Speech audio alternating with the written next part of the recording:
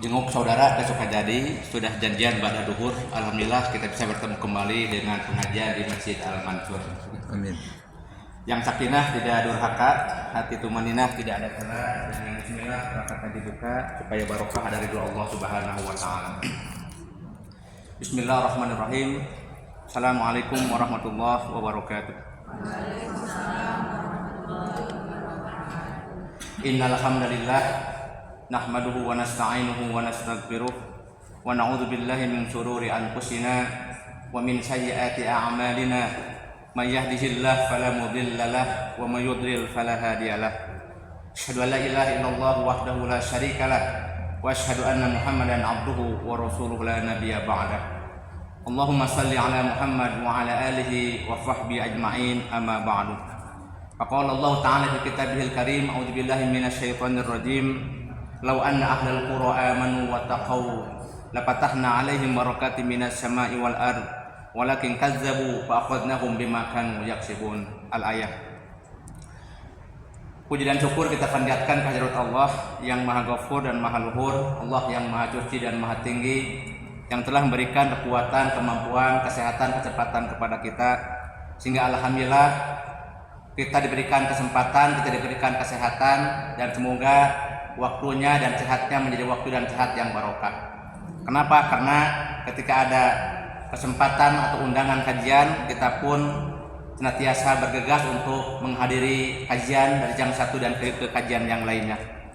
Semoga sebagaimana sabda Rasulullah SAW bahwa banyak orang yang diberikan kesempatan, diberikan kesehatan, tapi kesempatan dan kesehatannya itu tidak diisi dengan kegiatan-kegiatan yang baik, kegiatan-kegiatan yang bermanfaat, kegiatan-kegiatan yang bernilai ibadah, sehingga dia rugi dengan diberikan kesempatan dan kesehatannya. Insya Allah para bapak, para ibu, jemaah hibatul iman yang dimuliakan Allah, kita dianugerahi, diamani Allah sehat, dianugerahi, diamani oleh Allah Subhanahu wa taala kesempatan hadir ke pengajian ini. Insya Allah sehatnya dan waktu sempatnya menjadi waktu dan kesempatan yang kesehatan yang diberkahi Allah Subhanahu wa taala.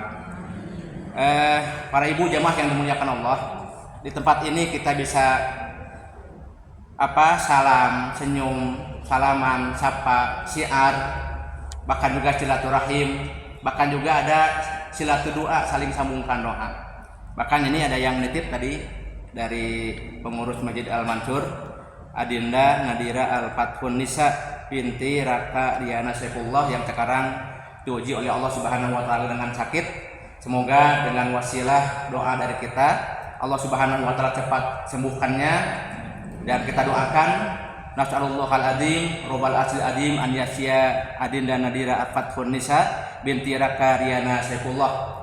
Kami memohon kepada Allah Subhanahu wa taala, Allah yang merawat arasy yang agung, ya Allah sembuhkanlah Adinda Nadira Fathun Nisa binti Raka Diana Saifullah. Semoga Allah Subhanahu wa taala cepat menyembuhkannya dan bisa sembuh, bisa sehat sebagaimana sedia kala. Amin ya Allah ya rabbal alamin. Salawat dan salam semoga terlimpah dan tercurah kepada panutan alam Nabi Muhammad sallallahu alaihi wasallam, nabi yang unggul sebagai penutup para rasul, nabi yang utama sebagai penutup para anbiya. Salawat dan salam semoga terlimpah dan tercurah kepada keluarga, sahabat, tabi'in, tabi'in, kepada para ulama dan kepada kita sebagai umatnya yang setia dengan ajarannya, yang senantiasa berharap syafaat dari beliau. Semoga kita termasuk umatnya yang berhak mendapatkan syafaat dari beliau kelak nanti pada hari kiamat. Amin ya Allah ya rabbal alamin. Para ibu dan bapak jemaah yang dimuliakan Allah Subhanahu wa taala, tema pembahasan kita adalah bagaimana menggapai hidup berkah. Kata-kata berkah sudah familiar ya, sudah menjadi padanan kata bahasa Indonesia. Namun tentu kenapa dulu beberapa tahun kebelakang ketika untuk membuat kamus besar bahasa Indonesia itu harus dihadirkan orang yang ahli pakar bahasa Arab. Kenapa begitu? Dalam kamus penyusunan kamus besar bahasa Indonesia itu harus dihadirkan orang yang ahli dan pakar bahasa Arab. Karena memang di dalam bahasa Indonesia itu terserap bahasa Arab yang luar biasa. Kalau menurut Jaim Jahrawi itu kurang lebih 40% bahasa Indonesia itu menyerap kalimah-kalimah kata-kata lafaz bahasa Arab. Bahkan Profesor Hamka, pengarang tafsir Al-Azhar, itu menjelaskan kurang lebih 80% kosakata bahasa Indonesia berasal dari bahasa Melayu, dan bahasa Melayu itu berasal daripada bahasa Arab, termasuk menyerap kata berkah. Seperti itu. Sebelum kita membahas lebih lanjut bagaimana menggapai hidup berkah, kita kaji dulu apa itu yang disebut dengan makna barokah. Dan sebelum kita mengkaji makna barokah, sengaja untuk mengkaji makna-makna bahasa Arab yang sudah masuk ke dalam bahasa Indonesia, supaya kita tidak salah dalam memahami, maka kita harus kembalikan kepada kamusnya, kembalikan kepada bahasa Arabnya. Kita memahami Islam itu diantaranya adalah memahami makna halal haram, memahami makna dari bahasanya, ya'rifuhul arab min lughatiha, memahami bahasa Al-Qur'an dari bahasanya. Apa yang disebut dengan makna berkah? Jemaah Bapak dan Ibu yang dimuliakan Allah Subhanahu wa taala, banyak di kita itu bahasa-bahasa yang sudah menjadi bahasa kita, tapi ternyata dalam keseharian makna jadi beda. Contohnya gini, kalau hasrat dalam bahasa Indonesia apa artinya? Keinginan. Kalau dalam bahasa Arab apa artinya? Hasyarat, khusrin. Innal insana lafi khusrin. Khusrin, hasyarat jamaknya. Artinya adalah kerugian. Kalau dalam bahasa Arab, hasyarat artinya adalah kerugian, sedangkan dalam bahasa Indonesia hasrat artinya adalah itu sangat-sangat jauh sekali. Ya, makom dengan makam. Kalau makom bahasa Arab apa artinya apa? Tempat berdiri. Kalau ibu yang sudah umroh, yang sudah haji, yang belum haji juga mudah-mudahan bisa berangkat lagi. Itu makom itu artinya tempat berdiri Nabi Ibrahim membangun Ka'bah. Tapi kalau dalam bahasa kita, O-nya jadi makam, makam jadi kuburan. Sehingga disangkanya makom Ibrahim itu kuburan Nabi Ibrahim. Itu sangat jauh sekali. Disangkanya itu makam Nabi Ibrahim, padahal bukan. Itu adalah tempat berdiri Nabi Ibrahim dengan Nabi Ismail membangun Ka'bah. Kemudian juga misalnya Ramadan artinya apa, Bu? Membakar dosa. Tapi kalau do-nya diganti jadi dal, kalau di kita mengartikannya Ramadan jadi Ramadan ya. Ramadan itu artinya menangis, sedih. Karena ada kalanya orang ketika bertemu dengan Ramadan bukannya gembira. Itu dosa tahunan akan dihapus dengan kita ibadah Ramadan. Tapi justru malah kita menangis. Kenapa? Karena justru dengan Ramadan itu pengeluaran menjadi membengkak. Harus tema ringan untuk buka dan untuk sahur ringan, ternyata sekarang menjadi membengkak punya. Itu Ramadan dengan Ramadan beda. Apalagi penggunaan kata kolbun ya. Kolbun itu dalam bahasa Arab artinya hati. Kolbun hati. Tapi kalau kopnya diganti dengan kap, kalbun jadi anjing, seekor anjing, maaf ya. Tapi kalau misalnya ibu ketika mendengarkan ceramah yang bagus, apalagi ceramahnya bukan saya mungkin yang lain, waduh Ustaz ceramahnya sangat nyentuh ke kalbu katanya. Padahal tadi diartikan kalau kolbun artinya hati, kalau kalbun artinya seekor anjing. Jadi kalau Ustaz itu ceramahnya nyentuh sama kalbu, berarti nyentuh sama jauh sekali. Nah itu apalagi ada Bu ya yang sering disampaikan oleh para orang tua, junun itu sudah masuk bahasa Sunda ya, bahasa daerah. Junun itu apa, Bu?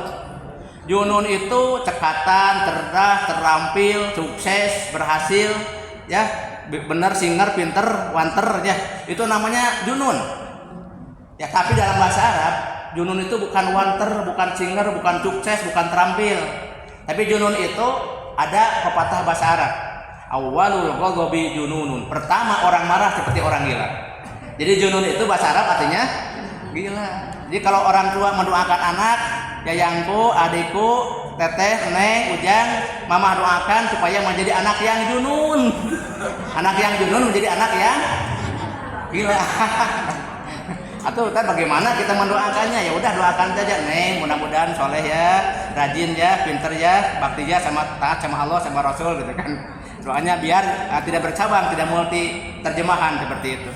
Nah demikian pula halnya dengan makna barokah. Kalau makna barokah apa, Bu? Dalam kamus besar bahasa Indonesia, barokah itu diambil dari kata barokat, berkat. Jadi kalau di kita mah diartikannya berkat. Berkat itu adalah makanan, bingkisan yang diambil, yang diperoleh, yang dibawa dari pengajian, dari hajatan atau yang dari tasyakuran atau syukuran. Itu yang disebut dengan berkat. Maka kalau di pengajian umum ada istilah hiji tambah hiji sama dengan 2. Mun atas ngaji aya doa, ditutup ke doa. 2 tambah 2 opat. Mun atos ngadoa pasti buat balik ngawa berkah. 4 tambah 4 8. Aja balik ngawa berkat tapi cacandakan. 8 tambah 8 16. Lamun cacandakan lumayan awet beas. 16 tambah 16 sama dengan 32. Lamun awet beas biasa merek kami toha. Nah itu Bu ya. Jadi sebetulnya yang disebut dengan makna berkah ya tidak selalu jauh juga Bu ya. Tapi yang disebut dengan berkah itu adalah makna berkah itu diambil dari kata barokah. Ya beruku barokatan. Bu ya. Barokah itu kalau menurut Imam Ar-Raghib di sini diartikan al barokatu ya subutul khairi ilahi fi syai'in. Imam Ar-Raghib mengatakan barokah itu adalah tetapnya kebaikan ilahi pada sesuatu, seperti tetapnya air pada birkah. Maka dalam bahasa Arab kolam itu Bu, kalau misalnya ada, kalau sekarang musim hujan alhamdulillah ya berkah mudah-mudahan. Ketika ada tanah yang berlubang kemudian turun hujan dan genangan air itu namanya birkah. Yang dalam bahasa Arab diartikan birkah itu kolam gitu. Makanya dengan kehadiran air itu menjadi sebuah berkah kan gitu Bu ya. Nah itu. Kemudian juga yang keduanya kalau Ibnul Qayyim Al-Jauziyah mengartikan al barokatu hakikatuha as-subutu wal istiqrar. Bahwa hakikat berkah itu adalah tetap dan menetap dengan kuat. Seperti kalau onta duduk dalam bahasa Arab itu namanya barokal ba'ir. Jadi kalau duduknya onta itu namanya barokah berkah. Kenapa? Dia kalau sudah duduk menetap dan dengan kuat itu namanya barokah itu bukan seperti itu. Makanya kalau duduknya onta dengan kuat itu namanya barokah. Dan kalau menggenang kemudian ontanya telah pergi kemudian ada turun hujan tergenang air namanya birkah. Birkah itu jadi kolam bahasa kitanya itu pengomongan kata yang luar biasa. Yang dalam bahasa Sunda sering diartikan ada istilah pangberokan. Ibu ada yang orang Sunda di sini tahu pangberokan? Pangberokan itu sama seperti tanah yang berlubang, kemudian ada air di sana, kemudian tempat main anak-anak, main hewan gitu kan, itu namanya pangberokan. Maka dalam bahasa kita ada istilah juga kata barokah Bu. Dari berkah lahirlah kata barokah. Barokah itu apa Bu? Biasanya kata barokah dialamatkan untuk apa Bu? Barokah itu biasanya kalau ibu menggoreng menggoreng ragin itu menggorengnya bagus ya, itu barokah. Atau sama bunga, kembang, padi ya, kalau misalkan sudah mekar itu barokah atau hidung. Jadi kenang kesannya itu hal-hal yang baik Bu ya, kalau mana barokah seperti itu. Nah jemaah yang dimuliakan Allah Subhanahu wa taala, kemudian Allah juga mempunyai sifat tabaraka wa ta'ala, sifat berkah. Allah memiliki sifat namanya tabaraka wa ta'ala. Allah yang memberi kebaikan. Maka dalam beberapa literatur kajian-kajian tafsir, para ulama tafsir yang mengatakan Allah tabaraka wa ta'ala. Allah yang maha tinggi dan maha memberikan kebaikan. Maksudnya apa Bu? Allah maha berkah itu maksudnya Allah memberikan kebaikan itu apapun yang Allah anugerahkan kepada kita itu yang baik. Misalnya gini Bu, Allah ngasih kita sehat, baik nggak Bu? Ya kalau kita ditambah syukur, tambah taat, dipakai ibadah dan sehat itu diperlihatkan kepada Allah Subhanahu wa taala dengan ruku, dengan sujud, dengan aktivitas yang diridhoi Allah, berarti itu namanya berkah. Allah memberikan sakit, berkah nggak Bu? Berkah. Kenapa? Dengan sakit itu semakin introspeksi, banyak istighfar, banyak bertobat. Semoga dengan kita sabar, tawakal dan ikhtiar yang terbaik, sembari kita juga memohon kepada Allah supaya dengan sehat itu semakin tambah ibadah yang terbaik, maka itu menjadi berkah kan. Maka nanti ada doa dalam salat Bu, namanya doa iftitah ya. Itu ada kalimat begini, al khairu kulluhu biyadika. Sesuatu yang baik itu datangnya dari Allah. Wasyarru laisa ilaika, sesuatu yang tidak baik itu datangnya bukan dari Allah tapi dari kita. Sehat menurut Allah baik, menurut kita baik. Sakit menurut Allah baik, menurut kita kadang-kadang mengatakan tidak baik. Sakit juga sama, menurut Allah baik, menurut kita juga baik selama kita memanfaatkannya untuk sarana mendekatkan diri kepada Allah Subhanahu wa taala. Asa an takrahu syai'an wa huwa khairul lakum. Bisa jadi menurut kamu tidak baik, tapi itu adalah baik bagi kamu. Jemaah yang dimuliakan Allah Subhanahu wa taala, di daerah saya, Bu. Saya punya teman Ustadz, ketika rumahnya itu dekat sungai dan ternyata ketika beliau buka warung modalnya hangus kan. Sampai barang-barang jualannya juga ke bawah banjir. Rumahnya juga kebanjiran sampai atap, Bu. Tapi peralatan dapur, kemudian juga tempat tidur juga sama ke bawah banjir, Bu. Tapi dengan hikmah daripada banjir itu ternyata orang-orang itu iba, orang itu mendoakan, orang itu kumpulkan donasi, dengan donasi artinya diberikan kasur yang bagus, diberikan warung yang barang-barang yang bagus. Sampai dengan demikian beliau sendiri kaget luar biasa. Sampai kata istrinya, "Pak, dengan kebanjiran kok enak ya." Kenapa? Dapat kasur yang bagus, kemudian barang-barang juga, orang-orang juga mendoakan, orang-orang juga melawat. Tapi kata istrinya, "Pak, kamu orang kebanjiran ini." Enggak juga, Bu. Itu ternyata banjir membawa berkah, musibah membawa berkah. Dulu, Bu, ketika kasus Cianjur ya, itu juga dengan Pak Haji Mikdar juga sama, Bu. Saya juga dengan alumni ada donasi disampaikan ke sana, Bu. Ternyata ketika terjadi musibah Cianjur, Bu, saya alhamdulillah gitu ketika mampir ke tukang terpal, saya beli terpal.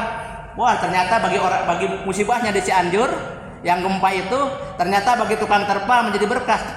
Jualan terpal, anak-anak jualan terpal jadi berkah. Tukang beras jadi berkah, sembako jadi berkah. Babi tengah aja, mangka deh tukang terpalna ulah mahal-mahal teuing. Abi mah mun sakur tanaga, orang lain mah dengan dana, Bapak mah dengan memberikan pengurangan harga. Oh siap, kenapa Ustaz dikurangan Pak Abdi.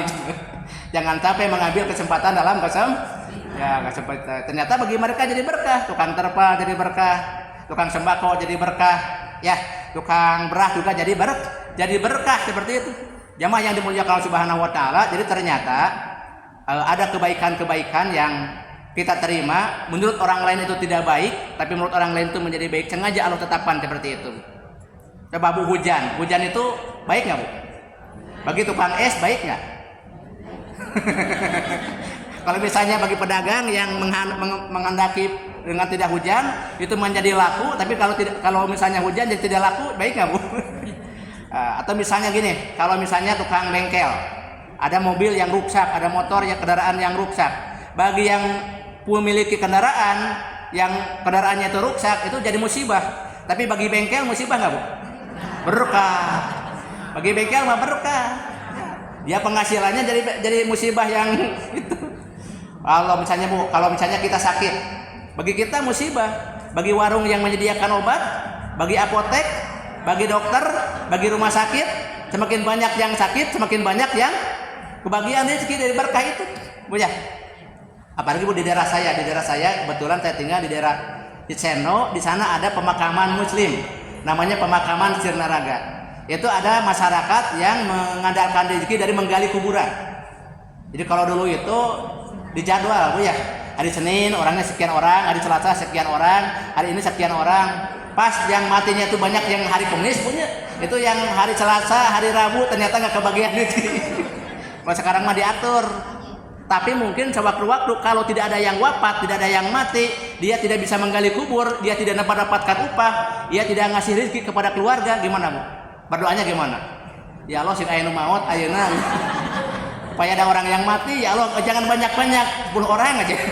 Ya lumayan bisa menggali, satu orang menggali kuburan berapa, Bu ya? Tapi enggak juga begitu, Bu ya. Itu mah hanya merupakan sarana saja, syariat saja. Karena bisa jadi ada kalanya kita rezeki itu mungkin diukur dari tadi, Bu. Dari misalnya jadi menjabat sebagai guru, atau misalnya kita berdagang, ketika perdagangannya digusur harus pindah seolah-olah rezeki itu habis, tidak. Yang menjamin rezeki adalah Allah Subhanahu wa taala. Pernah saya sampaikan, Bu, ada satu anak ya yang dia dapat jajan itu dari pemberian ayahnya. Ayahnya kerja serabutan, sehari dapat 50.000. Kemudian pulang dia ngasih jajan ke anak-anaknya kurang lebih lah 10.000. Ya dapat uang jajan 10.000. Kemudian ditakdirkan oleh Allah orang tuanya sakit. Dan artinya selama sebulan dia tidak bisa bekerja. Pertanyaannya, anak yang sehari-hari dapat uang jajan dari ayahnya yang kerja serabutan, kalau orang tuanya sakit, anaknya bisa jajan nggak? Secara hakikiat, anaknya tidak bisa jajan, Bu ya. Tapi ternyata Allah Subhanahu wa taala takdirkan ganti rezeki yang lainnya. Datang uaknya. Kenapa? Oh ayah saya sakit udah sebulan segala macam. Ya kasihan juga. Ngasih ke anak itu berapa? 20.000. Kalau dikasih orang tuanya mah kalau lagi kerja 10.000, ya mah dikasih sama uangnya 20.000. Besoknya lagi pamannya saudaranya juga datang. Kenapa begini? Oh orang tuanya sakit. Oh, kenapa udah gini udah sebulan sakitnya? Dikasih lagi 50.000. Cuma 2 hari, Bu, dikasihnya yang pertama 20.000, yang kedua 50.000, jadi 70.000. Coba kalau dari orang tuanya kalau 2 hari berapa? 20.000. Kalau anaknya ditanya, nak mendingan bapak sakit, mendingan bapak sehat? Mendingan bapak sakit, mendingan bapak sehat. Kalau bapaknya sakit lumayan, 2 hari saja sudah 70.000. Kalau bapaknya sehat, 10.000, cuma 20.000 ya. Tapi ini hanya menjadikan contoh saja bahwa yang namanya rezeki itu dari Allah. Ma min dabatin fil ardi ila 'alallahi rizquha. Tidak ada makhluk yang hidup di muka bumi ini kecuali oleh Allah dijamin rezekinya, Bu ya. Hal-hal yang seperti itu, Bu. Saya juga sama, Bu, kalau di rumah minum kopi, Bu, ini. Minum kopi. Kemudian ada kitab, kemudian ada kopi, 1 keruput, 2 seruput, sampai 4 seruput, ternyata ada apalah itu kupu-kupu masuk ke sana. Ternyata itu bukan rezeki saya. Tapi rezekinya kupu-kupu. Ibu juga sama, habis misalnya dari pengajian, ada yang tasakur binikmah, ada yang ngasih hidangan, ibu bawa ke rumah, udah di rumah dibuka sama ibu tanya, ternyata ada daging, ada ikan. Ibu ternyata karena ini nggak kuat, mau ke zaman dulu, ditinggal ke zaman selama sekian menit, kemudian ternyata ada kucing masuk. Ternyata bingkisan itu dimakan oleh kucing. Ternyata habis sama kucing, Bu. Ketika ibu keluar, ibu gimana, Bu? Alhamdulillah, ternyata rezekinya kucing, bukan rezekinya ibu ya. Nah itu. Nah para ibu, para jamaah yang dimuliakan Subhanahu wa taala, jadi kita kembali lagi kepada makna barokah, bahwa barokah itu kalau saya mengartikan begini, Bu. Yang pertama diartikan berkah itu adalah bertambah dekat, tambah dalam taat dan menjauhi maksiat. Itu makna daripada berkah, Bu. Makanya saya sampaikan tadi sebuah ayat Al-Qur'an surat Al-A'raf. Al-A'raf surat keberapa, Bu? Al-A'raf surat keberapa?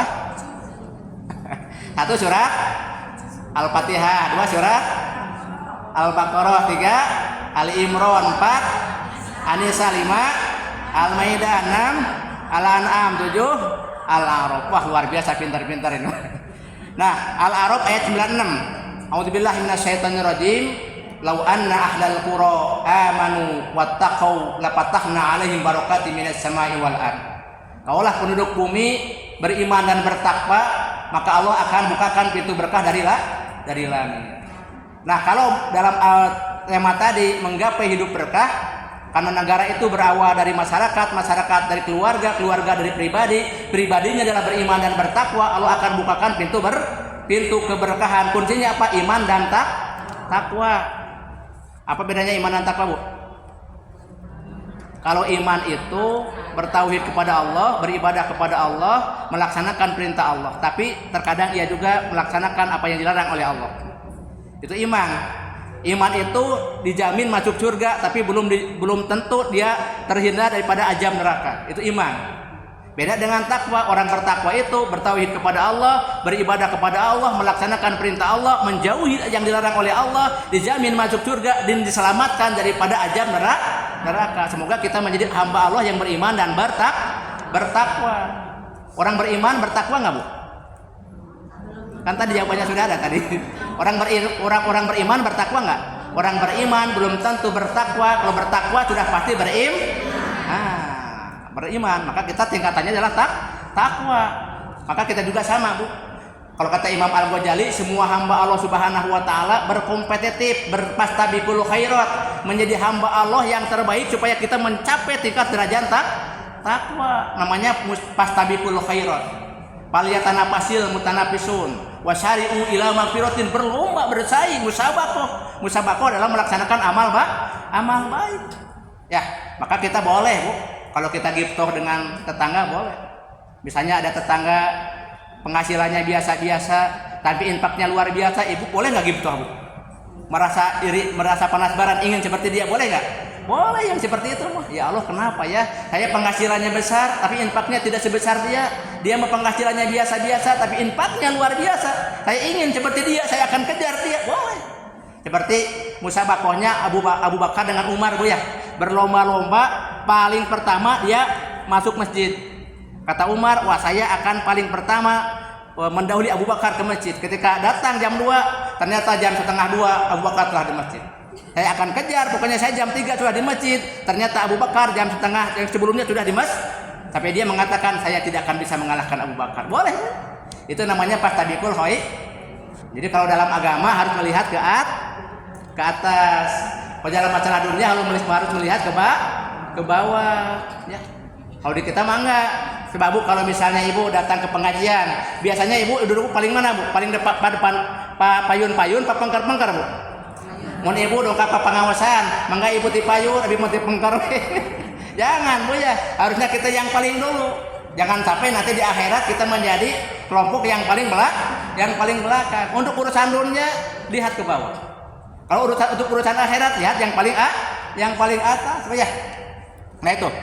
Jadi yang pertama tadi disampaikan adalah bagaimana kita bisa meningkatkan iman dan takwa, bertambah dekat, bertambah taat, dan menjauhi maksiat. Maka dengan demikian hidupnya akan penuh dengan keberkahan. Yang kedua adalah bertambah manfaat. Maka ada hadis yang mengatakan ayun nasi khairun. Manusia yang bagaimanakah yang paling baik? Maka Rasulullah menjawab anfa'uhum linnas. Sejauh mana manusia yang paling baik, Islam yang paling baik adalah kamu bisa memberikan manfaat buat manusia yang lainnya. Bu, kalau istilahnya kita bisa memberikan manfaat dengan apa, Bu? Kalau tanpa uang bisa nggak kita bisa memberikan manfaat? Nah itu. Orang makan Bu menganggap yang disebut dengan rezeki kita uang ya. Padahal kalau kita bisa ngumpul di sini juga rezeki Bu. Bisa bersiar, bisa bersilaturahim, bisa nambah ilmu, memanfaatkan waktu jadi tidak sia-sia Bu ya. Kita pergi dengan tujuan. Coba kalau Ibu keluar rumah tidak ada tujuan gimana Bu? Mondar mandir. Itu alhamdulillah berkah. Yang hal yang seperti itu. Makanya Bu, kalau guru saya dulu pernah mengatakan begini. Maafin Bu ya. Ini ilmu dari guru saya dulu mengatakan begini. Kalau orang lain butuh dengan kita, itu menunjukkan bahwa hidup kita berkah. Sekali lagi Bu. Kalau orang lain butuh dengan kita, menunjukkan bahwa hidup kita itu orang lain butuh dengan ilmu kita, orang lain butuh dengan tenaga kita, orang lain butuh dengan jabatan kita, dengan harta kita, sampai orang lain butuh dengan waktu kita. Itu menunjukkan berkah. Kita mau ilmu tidak punya, masih belajar. Harta tidak punya dibandingkan dengan orang lain, hanya kita punya waktu. Dia mabagat, dia madaikan, menemani segala macamnya. Ternyata orang terbantu dengan waktunya, menunjukkan dengan waktu itu kita berkah, diberikan keberkahan oleh Allah Subhanahu Wa Taala. Ibu pernah nggak Bu sebatas menemani orang ya atas saudara yang di rumah sakit ya berhari-hari segala macam. Orang lain nggak ada yang mau, hanya ngasih uang segala macamnya. Padahal ada yang sangat-sangat untuk menemani. Ternyata dia mau ke saudaranya, walaupun dengan waktu dan segala macamnya, maka bagi dia menjadi sebuah berkah. Apalagi dengan niat ibadah dicatat menjadi amal soleh. Tapi ada yang nanya begini Pak Ustadz, kalau ada orang yang ngundang kita, ngundang hajatan, ngundang hadir ke pernikahan, sampai 1 pekan saja, 1 minggu saja, sampai 5, sampai 6, itu katanya berkah nggak? Berkah. Jadi kalau misalnya Ibu, ada saudara, ada tetangga, sahabat, ngundang Ibu hadir ke undangannya, hadir ke walimahnya, berkah nggak Bu? Berkah. Kan kalau kemarin Bu ya, disebut dengan Harkonas. Tahu Harkonas Bu? Hari Kondangan Nasional. Itu tuh undangan tapi satu pekan deh ada berapa undangan Bu? Itu Ustaz kumaha berkah juga alhamdulillah. Mu cenah Ustaz berkah diulem tapi ieu amplopna lumayan. Makanya kayak genep.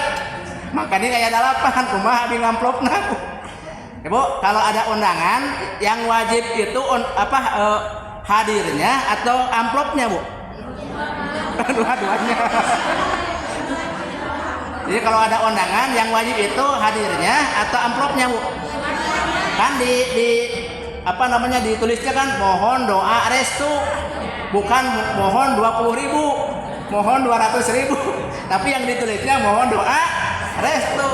Apalagi dalam hadis kan ya, idza da'aka fajibhu, kalau saudara kamu mengundang dalam walimahan datanglah. Bolehkah kita ngasih amplop? Insya Allah niatkan sedekah aja. Tahabu, hendaklah kalian saling memberikan hadiah supaya kalian saling mencintai. Tapi kumaha lamun teu gaduh Bu, Ibu dongkap teh. Kalau Ibu teu gaduh kumaha? Jangan maksakan. Ya wajib aja, yang penting datangnya aja punya. Karena kata Nabi juga, sarut ta'amul walimah, sejelek-jeleknya makanan itu dalam walimah. Yang diundang itu orang kaya. Tapi orang miskin mah tidak diundang juga, orang kaya diundang, orang miskin diundang. Maka kata Nabi, sarut ta'amul walimah, sejelek-jeleknya makanan dalam walimahan, dalam jamuan pernikahan. Kenapa? Tud'a al-agniya, yang diundang itu orang-orang kaya. Kenapa orang kaya, Bu? Tutrakul fuqara, dibiarkan orang-orang miskin. Kenapa orang kaya itu makannya sedikit, amplopnya pada katanya. Orang kaya, tapi orang miskin mah makannya banyak, amplopnya. Nah, makanya kita sebagai bentuk syukur undang saja, Bu ya. Apalagi doa dari orang-orang miskin itu dijabah Allah Subhanahu wa taala. Bu, kalau ibu datang ke undangan sok sabaraha piring, Bu? Ibu lamun datang ke undangan sok sabaraha piring? Lamun ibu ngasih 200.000, itu kalau ke rumah makan berapa piringan satu orang? Nah, Bu, harus ada izin dulu. Kalau yang seperti itu, jangan disamakan maksudnya undangan dengan rumah makan. Kenapa kita mau bukan jual beli kan, Bu ya? Nah, itu yang pertama, Bu ya.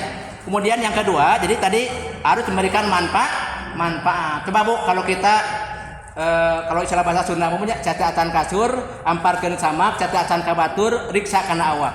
Kalau tadi guru saya mengatakan begini, punya bahwa ketika orang lain butuh dengan kita, menunjukkan dalam kita ada keberkah. Coba emot ke ibu, potensi ibu apa? Punya tenaga, punya waktu, punya keahlian, punya ilmu, punya apa, punya pemikiran segala macamnya. Orang butuh nggak dengan kita? Nah, ketika orang itu butuh dengan kita, yakinkan hidup kita menjadi berkah. Ibu pernah punya masalah? Banyak. Ini wajahnya wajah bermasalah nggak, Bu, ibu? Kan gini, Bu, dulu kata sahabat ya, ketika melihat wajah Nabi, karena wajah Nabi itu orangnya rajin tahajud, Nabi itu gemar melaksanakan kebaikan, keikhlasannya yang luar biasa, wajahnya wajah bersinar, bertulus ya. Tapi ada sahabat yang ingin menyelesaikan permasalahan dengan melihat wajah Nabi, masalahnya jadi hilang. Jadi kalau datang ke pengajian, datang wajah ustadz hilang. Kalau sahabat datang melihat wajah Nabi, masalahnya jadi hilang. Kalau ibu datang ke pengajian melihat wajah ustadz, hilang nggak masalahnya, Bu? Datang ke pengajian, kenapa ustadz anggar kene yang di mana? Datang ustadz. Wallahu a'lam. Jemaah yang dimuliakan Subhanahu wa taala. Jadi ketika kita ada masalah, ada tempat mengadu, ada tempat curhat, ada tempat menyelesaikan permasalahan, maka hidup kita menjadi berkah sampai permasalahan tidak berlarut-larut dengan sendirinya. Masalah itu dengan mudah diselesaikan, ada tempat curhat, tempat sharing, tempat memberikan solusi, maka insya Allah hidup kita menjadi berkah. Itu yang kedua. Jadi bertambah manfaat. Jadi kalau ilmu, Bu, ibu punya ilmu apa, Bu? Sampaikan, Bu. Walaupun ilmunya dari pengajian disampaikan kembali, orang merasakan manfaat menjadi nilai berkah, Bu. Jadi ilmu itu tidak diukur dengan besar dan kecilnya ilmu. Dari siapa ilmu itu, yang penting kita bisa mengajarkan ke orang lain itu, menjadikan ilmu yang manfaat. Yang ketiganya adalah bertambah dalam zat. Karena tadi al-annama'u wajadatul khair. Jadi berkah itu bertumbuh dan bertambah dalam kebaikan. Kalau kemarin rumahnya ngontrak, sekarang tidak ngontrak lagi, Bu ya. Kalau kemarin mengontrak, sekarang tidak ngontrak lagi, itu berkah. Ya, kalau kemarin sulit, bagaimana membiayai anak, sekarang sudah ada dalam kemudahan. Tambah syukur, itu berkah dari Allah Subhanahu wa taala. Bertambah dalam zatnya kan seperti itu. Namun harus dibarengi juga dengan rasa syukur kepada Allah. Pernah nggak, Bu, ibu menambah rasa syukur kita, Bu? Kemarin rumah ngontrak, sekarang sudah punya rumah, tipenya begini, sekarang udah tipe yang baru lagi. Tadi mah di pemukiman, sekarang mah di perumahan. Tambah nggak rasa syukurnya ke Allah Subhanahu wa taala? Alhamdulillah ya Allah. Ya, syukur kepada Allah. Bertambah di dalam zat. Yang ketiga, diberi maunat dan diberikan keramat. Jadi gini, ada satu definisi yang disebut dengan berkah itu adalah subutul khairul ilahi fi syai'in. Jadi anugerah yang Allah berikan kepada hamba yang diukur dengan kemampuan akal itu tidak dimengerti oleh akal. Itu yang disebut dengan berkah. Allah ngasih anugerah, ngasih pemberian kepada seseorang yang orang lain melihat itu nggak mungkin dia dapat itu. Tapi karena Allah memberikan anugerah kurnia buat orang itu namanya berkah. Bu, mungkin, Bu, ya, ada orang yang hartanya banyak, Bu ya. Orang ada gitu kan, tapi dia tidak bisa menyekolahkan anak-anaknya. Tapi banyak, Bu, seorang ayah dan ibu, seorang ayahnya yang pengayuh besa, tapi anaknya sekian banyak gitu, tapi ternyata bisa jadi sarjana. Ternyata mereka itu bisa. Dari mana itu tidak mungkin, Bu ya? Diukur oleh akal tidak mungkin. Atau begini, Bu. ibu mengadakan hajatan. Hajatan itu misalnya mengundang 1.500 orang. Dan ternyata yang datang itu 700 orang. Ibu teh sudah was-was, sudah khawatir bagaimana ini. Padahal biaya yang sudah kita sediakan hanya untuk 500 orang, yang datang 700 orang. Tapi kita ala kadarnya, kita semampunya kita hidangkan yang 500 ini untuk 700 orang, diatur sedemikian rupa. Ternyata tamu yang datang dan merasakan puas, merasakan nikmat dan tidak ada celah apa-apa. Itu namanya barokah dari Allah Subhanahu wa taala. Kebaikan yang Allah berikan kepada hamba di luar ukuran kita. Tapi ada lagi yang kedua, Pak Ustaz, saya alhamdulillah mengundang 1.500 orang. Tapi ternyata yang datang itu adalah 1.000 orang. Jadi ada sisa 500 hidangan, Bu ya. Tapi ternyata para jamaah atau undangan yang hadir itu merasakan tidak puas. Padahal merasakan ngeyel segala macamnya, berarti tidak diberikan keberkahan oleh Allah Subhanahu wa taala. Ya. Nah itu maunah yang seperti itu. Kemudian yang selanjutnya adalah dalam aktivitas ibadah terasa nikmat, halawat dan lezat. Kalau ibu ketika beraktivitas melaksanakan ibadah diberikan halawah, diberikan kelezatan, diberikan kenikmatan, itu namanya barokah dari Allah. Bahkan Bu maaf kalau sekarang ya kita doakan Bu ya, saya setiap pengajian pasti mendoakan Palestina Bu. Bahkan di beberapa ormas ya itu mengadakan yang namanya kunut najilah. Kenapa? Karena itu bukan hanya urusan bangsa Palestina, tapi urusan umat Islam seluruh dunia. Itu ya kita doakan mereka Bu ya. Allahumma andil mustad'afinal mu'minina fi Palestin wa fi kulli makan. Ya Allah, selamatkanlah, merdekakanlah bangsa Palestina dan di semua tempat yang dijajah oleh umat-umat yang lain. Wangsur al-mujahidina fi Palestin wa fi Gaza. Berikanlah pertolongan buat kaum muslimin di Palestina dan di Gaza.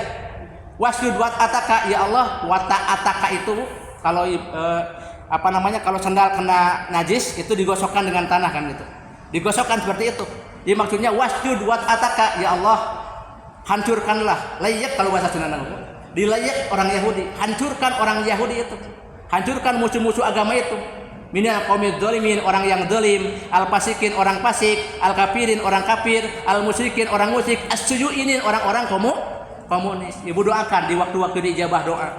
Namun ada sebuah pertanyaan begini Bu, Allah itu melaknat orang Yahudi, tapi kenapa dibiarkan? Ongkoh dilaknat tapi dibiarkan ya. Allah itu melaknat orang-orang Yahudi, tapi kenapa dibiarkan? Allah melaknat iblis, seperti kita berdoa a'udzubillahi minasyaitonirrajim, tapi kenapa dibiarkan? Nah, kita memahami yang disebut dengan laknat itu dihancurkan, sampai dibinasakan, ditiadakan, tidak Bu. Terkadang yang disebut dengan laknat dibiarkan. Iblis dilaknat oleh Allah, dibiarkan. Yahudi dilaknat oleh Allah, dibiarkan. Kenapa Bu? Dibiarkan. Bagi Allah itu kuasa untuk menghancurkan ya. Tapi kalau hukumannya di dunia masih tidak seberapa Bu ya. Kelak nanti di akhirat, luar biasa dihancurkannya oleh Allah Subhanahu wa taala. Ya, orang muslim itu Bu bahagianya itu menjadi berkah. Kemudian juga miskinnya juga harus menjadi berkah. Musibahnya, kemudian juga kebahagiaannya harus menjadi berkah. Untuk apa? Menambah pahalanya. Beda dengan orang-orang kafir, termasuk orang-orang Zionis, bahagianya menjadi laknat, termasuk juga hancurnya sakitnya menjadi laknat untuk menambah dosanya. Sok Bu, mun ku Allah dihancurkan ayeuna orang Yahudi gimana Bu? Kagoknya. Kemudian sudah tambah dulu dosanya, nanti di akhirat. Ya. Bagi hukuman bagi mereka mah di mana Bu? Di dunia. Ya, dengan cara yang seperti tadi dibiarkan, dilaknatnya dibiarkan seperti itu. Termasuk dalam bahasa kita ada yang disebut dengan istidraj. Tahu Ibu istidraj Bu? Apa istidraj? Orang yang diberikan kenikmatan, kebahagiaan tapi ia jauh daripada Allah. Sengaja Allah berikan kenikmatan yang banyak dan semakin jauh dari Allah Subhanahu wa taala. Bagi dia namanya oleh Allah dibiarkan. Antep. Kagok gitu. Dihukumnya. Mungkin kalau dia dapat hidayah, dia bisa kembali ke jalan Allah Subhanahu wa taala. Tapi ketika dia tidak dapat hidayah, semakin tambah dosanya, kelak di akhirat akan dihukum oleh Allah Subhanahu wa taala. Termasuk yang disebut berkah itu tadi, ketika kita beraktivitas, ketika kita melaksanakan ibadah, kita merasakan halawat dan nikmat dan lezat. Bu, upami ibu nuju ngaos aya teh nikmatna Bu. sedang hadir ke pengajian diberikan nikmat, Bu ya. Ketika kita sedang baca Quran diberikan nikmat, bersilaturahim diberikan nikmat, mengurus anak diberikan nikmat, ketika sedang masak untuk suami diberikan nikmat. Kenapa? Karena ini apa kaitannya dengan spiritual tadi, Bu ya. Itu namanya keberkahan dari Allah. Tapi kalau mengaji menjadi beban, mengurus anak menjadi beban, mengasak menjadi beban, mencari rezeki menjadi beban, beribadah menjadi beban, itu dicabut nikmat dan halawatnya oleh Allah Subhanahu wa taala. Itu bagi dia maka berkahnya dicabut oleh Allah Subhanahu wa taala, Bu ya. Hal-hal yang seperti itu, Bu. Makanya dulu ada pertanyaan begini, Bu, ke seorang nabi. Wahai Nabi Allah, kenapa hamba ini dia tidak dibinasakan oleh Allah? Kenapa? Dia itu STMJ. Saum terus maksiat jalan. Sedekah terus menggunjing jalan. Salat terus tapi mengomongin orang juga jalan. Kenapa nggak dihukum oleh Allah Subhanahu wa taala? Maka Nabi ini mengatakan, siapa yang mengatakan Allah tidak menghukum dia? Allah menghukum dia. Dengan cara apa? Dia beribadah tapi tetap bermaksiat, maka beribadahnya itu nikmatnya diambil oleh Allah Subhanahu wa taala. Coba, Bu, kalau kita bermuhasabah, merenung diri, jangan-jangan mungkin kita, Bu ya. Kenapa ya Allah? Setiap saya sholat itu nikmatnya tidak ada. Setiap saya mengaji Quran nikmatnya tidak ada. Mengkaji ilmu Allah nikmatnya tidak ada. Yang ada adalah beban ya Allah. Bisa jadi kita harus menangis, Bu. Kalau harus menangis, kalau anak kecil menangis karena apa, Bu? Anak kecil menangis karena barangnya direbut orang. Kalau seorang sang pecinta menangis karena kekasihnya direbut orang. Tapi mungkin kita menangis karena apa? Karena kita beribadah tidak merasakan nikmatnya dan nikmatnya dicabut oleh Allah Subhanahu wa taala. Maka ada satu doa yang Rasulullah ajarkan kepada kita. Doanya apa, Bu? Allahumma inni a'udzubika min jawali nikmatika. Ya Allah, aku berlindung kepadamu dari diambilnya nikmat pemberian Engkau kepada aku ini. Jadi nikmatnya diambil oleh Allah. Kita berlindung kepada Allah Subhanahu wa taala. Makanya kita berdoa, ya Allah, berikanlah aku ketaatan ibadah dengan halawahnya, dengan nikmatnya. Semangat mengkaji ilmu dengan halawah, dengan nikmat, dengan nikmatnya. Jangan Engkau cabut kenikmatan itu dari kami. Itu yang keempat ya. Itu kaitannya dengan beraktivitas, beribadah, terasa nikmat dan halawat. Maka ada ungkapan mengatakan kalau orang beraktivitas dan beribadah dengan sebuah kebutuhan, maka dia akan berakhir dengan kenikmatan dan kebahagiaan. Tapi kalau orang melaksanakan aktivitas dan ibadah dengan sebuah keterpaksaan, maka yang dirasakan adalah menjadikan sebuah beban. Ya. Para ibu jamaah yang dimuliakan Allah Subhanahu wa taala, kemudian berkah juga begini, Bu. Ada beberapa amalan-amalan yang amalan itu mengundang berkah. Ya, mengundang berkah. Rasul mengajarkan kepada kita, kalau kita salam ke rumah kita kalau kita masuk ke rumah kita ucapkan salam. Idza dakhalta ala baitika fasalim ala ahlika takun yubarak laka. Kalau kamu masuk ke rumah kamu, maka hendaklah ucapkan salam, karena itu akan mengundang yang namanya barokah. Ibu, salam itu untuk rumah kita, untuk rumah orang lain. Kalau kita salam ke rumah itu untuk rumah kita, untuk rumah orang lain. Ibu, di rumah itu ada anak, di rumah ada suami, di rumah ada siapa, atau di rumah pun sekalipun kosong, suka salam nggak? Salam. Di rumah ada suami, assalamualaikum. Di rumah ada anak, assalamualaikum. Kemudian suami keluarga sedang keluar rumah, di rumah kosong, salam nggak? Salam. Siapa yang menjawabnya? Ya, tidak sia-sia. Ada yang menjawabnya, jawaban malaikat. Assalamualaikum wa ala ibadillahis. Walau yang ngajawab. Pak rumahnya kosong. Ya, itu salam yang jawab. Ada yang tidak sia-sia jawabannya, Bu ya. Ya, jadi kalau ingin mengundang berkah itu, kalau kita masuk ke rumah ucapan salam. Kita mangga kalau ke rumah orang lain ucapan salam, ke rumah sendiri tidak, Bu ya. Yang kedua, kalau ingin rumah kita mengundang berkah, ibu sering-sering sholat berjamaah di rumah. Biasanya berjamaah itu buat bapak-bapak kan, Bu ya. Buat bapak-bapak, ibu suka bapak-bapaknya suka ke masjid, Bu? Ibu bapak-bapaknya suka ke masjid? Iya kan, Bu ya. Kan ayah, Bu, ada yang nadoman, Bu. Pula sok sholat di imah, komo lamun deket yang masjid mah, pribumi atawa semah, kajabamun ayah persib mah. Eta penggemar persib. Ayo nama yang biasa di masjid jadi di rumah sholatnya. Nah, ibu juga sholat di rumah. Ada anak yang perempuan, ada anak laki-laki yang belum akil balik ya, kalau memang di rumah diajarkan berjamaah. Bahkan sholat tahajud itu bagusnya sendiri apa berjamaah, Bu? Boleh berjamaah. Sholat tahajud itu utamanya sendiri. Tapi kalau ada yang mengikuti boleh, karena Rasul juga itu tidak mentarget, memberikan motivasi kepada Ibnu Abbas untuk sholat berjamaah, tidak. Tapi ketika Rasulullah sholat malam, Ibnu Abbas mengikuti, Rasul tidak menegurnya, membiarkannya. Apa tujuannya, Bu? Satu, mendidik anak, membiasakan sholat nafilah. Yang keduanya untuk menjadikan turunnya barokah. Turunnya barokah. Ya. Ibu sering berjamaah di rumah, Bu? Insya Allah ya. Itu menjadikan Allah turunnya berkah di rumah kita. Kemudian juga yang selanjutnya diantaranya adalah kalau makan bersama itu, Bu. Rasul tidak pernah makan itu dengan sendiri. Istami'u ala ta'amikum yubarak lakum. Dalam sejarah Rasul tidak pernah makan sendiri, Bu. Ada istrinya, ada sahabat yang lainnya. Kalau ada makan sedikit dibagi dua, itu ada mengundang yang namanya barokah. Kalaupun sedikit dibagi-bagi, Bu. Kalau istilah saya mah, Bu, apa namanya, boneka cantik dari ini ya.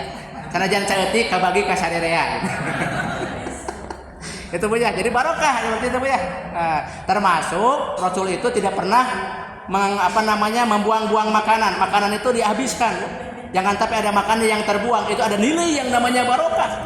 Jangan sampai kita buang-buang, tapi saudara kita sebelah kanan, sebelah kiri, di belakang kita, mereka tidak bisa makan, Bu ya. Alang seperti itu, Bu. Kemudian juga baca bismillah, Bu ya. Membaca bismillah. Bahkan saya pernah, Bu, maaf, ada seorang asatid, saya tidak termasuk orang ustaz yang benci merokok, Bu ya. Karena memang ada yang mengatakan mubah, ada yang mengatakan makruh, ada yang mengatakan haram. Tapi saya menegur seorang ustaz kalaupun dia pahamnya merokok tapi dengan tangan kiri. Tangan kiri, saya pernah menegur seorang ustaz ketika ia merokok dengan tangan kiri. Saya katakan begini, itu seorang kiai dan guru saya. Saya katakan gini, Pak Ustaz, maaf kalau dalam makan ada adabnya. Ada katanya. Ketika dia merokok dengan tangan kiri, saya tanya, Pak Ustaz, ketika merokok ada adabnya? Langsung diambil merokoknya. Cet, bismillahirrahmanirrahim. Yang tadinya di kanan diambil. Cet, bismillahirrahmanirrahim. Ternyata dia teringatkan, oh iya, kadang-kadang begitu, Bu. Orang merokok itu kadang-kadang adabnya tuh dengan tangan kiri lah, berdiri lah, berjalan lah, dengan tidak baca bismillah. Kalau Anda mengatakan pemahamannya seperti itu, tolong adabnya dijaga. Tapi ada juga ustaz yang mengatakan kalau ngasih rokok mah katanya bukan sedekah katanya. Katanya mengatakan begitu. Jemaah yang dimuliakan Allah Subhanahu wa taala. Jadi itu, Bu. Ada juga yang kedua, Bu, yang di ini, Bu. Ada hadis yang mengatakan begini. Rasul itu kalau makan itu dengan 3 jemari ya. Karena Rasulullah yaqulu bi salasati asabi. Rasul kalau makan dengan 3 jemari. Ada hadis yang lain mengatakan karena Rasulullah yaqulu bi khamsati asabi. Rasul itu kalau makan dengan 5 jemaah. Ternyata hadisnya kurang lengkap, informasinya syarahnya enggak dibaca. Ternyata Rasul makan dengan 3 jemari itu katanya Pak, idza kana ta'amu mustaddan, ketika makanan itu keras. Mungkin makan korma. Kalau ibu mah makan apa, Bu? Gorengan. Gorengan mah enggak apa-apa dengan 3 jemari ya. Kalau sekarang mah ada yang dipraktikkan makan nasi dengan 3 jemari begini, Bu.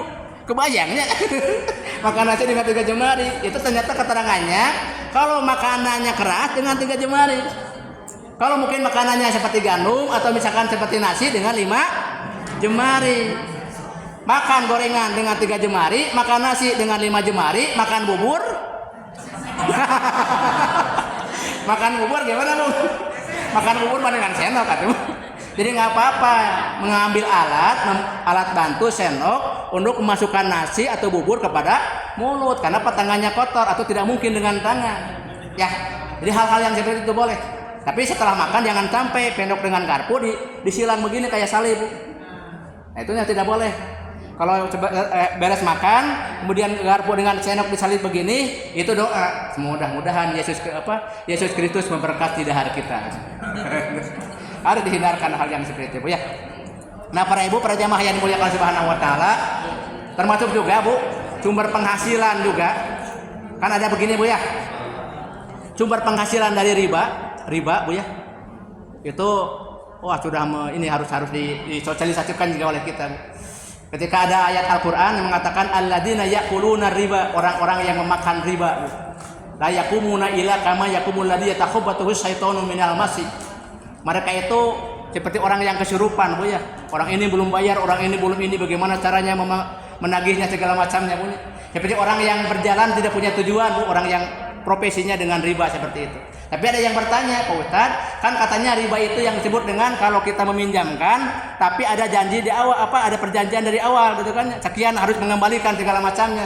Saya makan profesi seperti itu, kemudian saya ambil kelebihannya itu, tapi saya nggak diberikan makanan, nggak diberikan sembako. Sama apa diberikan untuk apa? Motor misalnya, untuk HP, kan nggak dimakan, katanya. Ada juga yang mengatakan begitu jeda, Bu.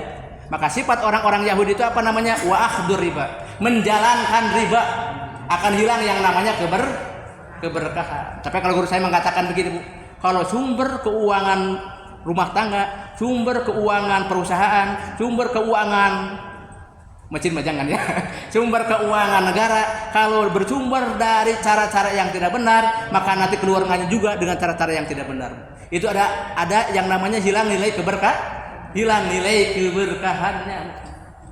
keberkahannya. Nauzubillahi min dzalik. Apalagi saya pernah dengar, punya katanya di Bandung saja, di kota Bandung kan, untuk sumber dari uang hiburan saja katanya 11 miliar berapa per hari itu dari hiburan, itu masuk ke pajak segala macamnya. Makanya kalau kita milih pemimpin itu insya Allah yang saleh, ya. Mudah-mudahan wali kota, gubernur, presiden ke depan juga mudah-mudahan orang-orang yang saleh kan seperti itu, Bu ya. Supaya apa? Supaya negeri ini menjadi barokah. Terakhir, Bu, Indonesia itu negara berkah nggak, Bu? Negara kaya bukan? Kaya, tapi masyarakatnya sejahtera nggak? Pertanyaannya kalau dengan demikian berkah nggak? Ada negara miskin tapi masyarakatnya sejahtera, Jepang ya. Ada masyarakat kaya, negara kaya masyarakatnya kaya, Eropa. Tapi ada negara kaya masyarakatnya miskin. Siapa negara mana tuh? Mudah-mudahan Allah berikan pemimpin, Bu ya, supaya dengan pemimpin itu menjadikan negeri ini menjadi negeri yang barokah. Barangkali itu saja para ibu jamaah yang dimuliakan Subhanahu wa taala yang bisa disampaikan. Kurang lebihnya mohon maaf, yang benar dari Allah, yang kurang dari kekurangan saya. Dan untuk penutup saya sampaikan sebuah pantun. Kalau ada sumur di ladang boleh kita menumpang mandi. Saya bertutur banyak alfa dan kurang, mohon dimaafkan dan dimaklumi. Aku qouli hadza wa astaghfirullah li wa lakum wa lakum minkum. Assalamualaikum warahmatullahi wabarakatuh.